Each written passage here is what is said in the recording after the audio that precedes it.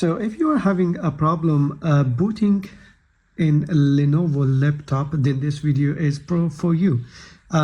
So you can see I have a bootable USB inserted into the USB drive of my computer, and this is a Lenovo laptop. All right, so basically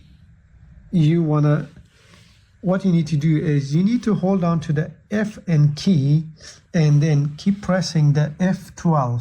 Okay, so this is how you can boot into the Lenovo laptop. So let's give it a try. So I'm gonna press the power button, and then my FN key is on, and I'll press the F12.